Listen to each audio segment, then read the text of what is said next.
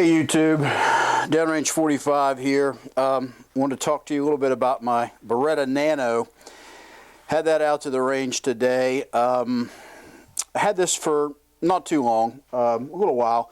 Shot a few rounds through it, and put it through a pretty good workout today. I, shot it off and on, but this is the first time I've really had a chance to give it a good workout and then come back and talk about it. So, if you notice, I elected to go with the flat dark earth frame on mine. I just like something a little bit different.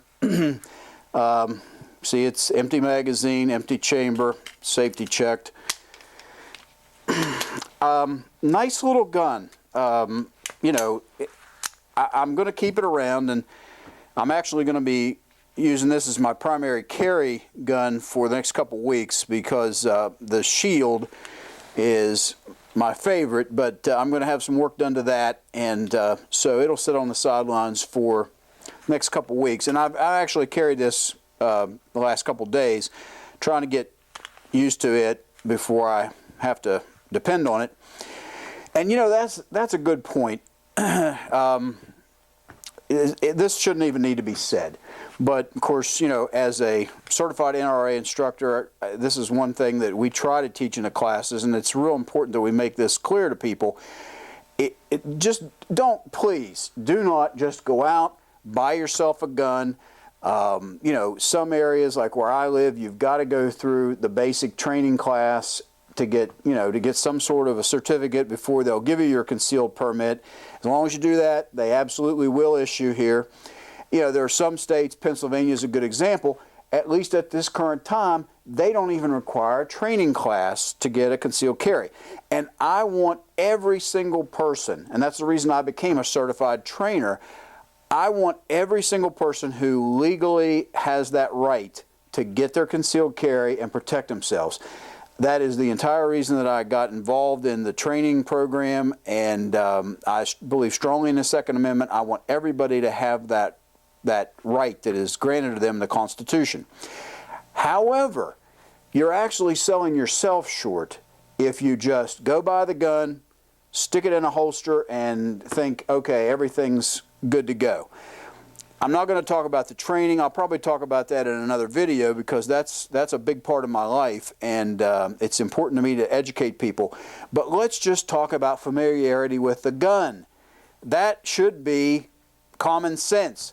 Do you want to entrust your life or the life of your loved ones to a tool that you do not fully understand or are not fully prepared, even under the best of circumstances, to operate properly, much less under the gravest extreme of dire circumstances where the stress is going to be anything beyond what you can imagine.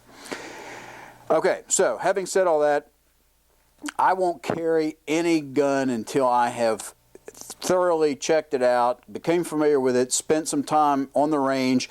I mean, I'm thinking at least 300 to 400 rounds through the gun to make sure that the gun's reliable, that you can trust it, and that's all types of ammunition, including the exact type of ammunition you're going to be carrying in the gun.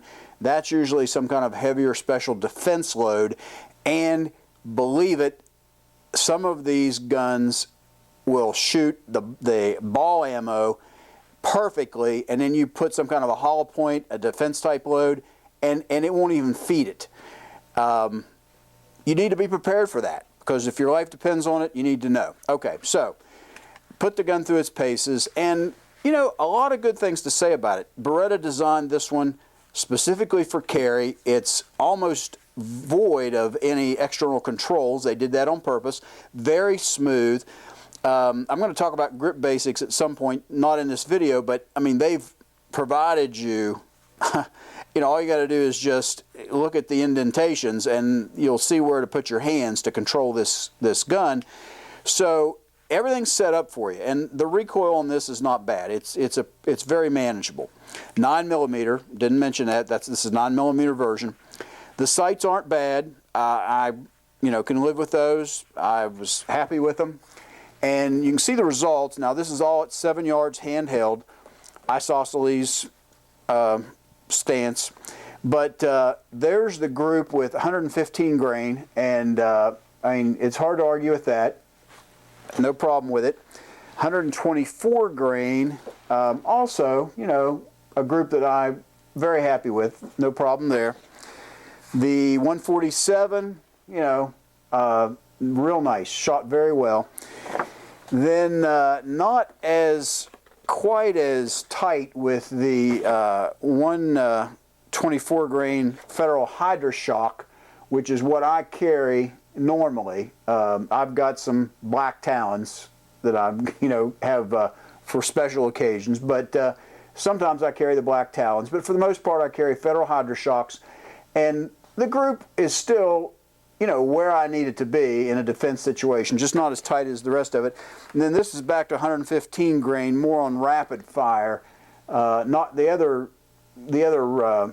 shots were pretty controlled, but this is more of a rapid fire string, several strings of rapid fire, and you know, very happy with those groupings, all at 15 yards. I'm sorry, 7 yards.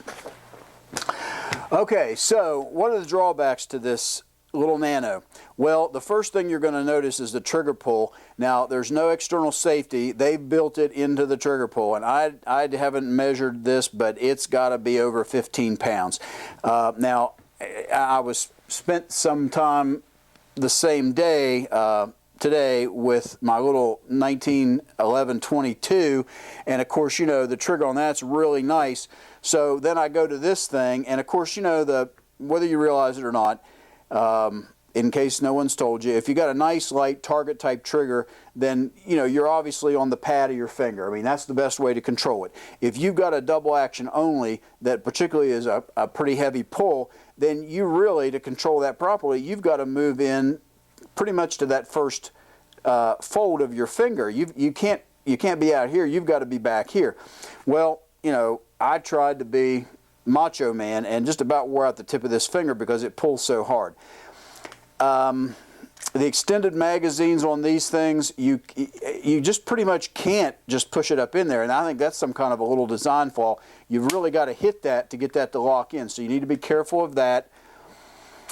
And it's a little bit thick compared to the Shield, in my opinion. It's kind of chunky. The Shield is balanced so well, and the Nano, it shoots well. And actually, I think maybe some of this top heaviness and front heavy helps to absorb some recoil. So it's not all negative, but when you pick this gun up, initially, I don't think you're going to find it pointing as naturally for you as, like, say, the Shield does. That is so balanced. I love the Shield. But the Nano, it's a little chunky, and it kind of feels like it's heavy in the front end. This may be an advantage to you, but it's very concealable. I wore it all day today, and no one had any clue that I was concealed carry. Okay, that's my short take on the Nano. Like it if you like it. Please subscribe. I'll be back with more. Downrange 45 signing off.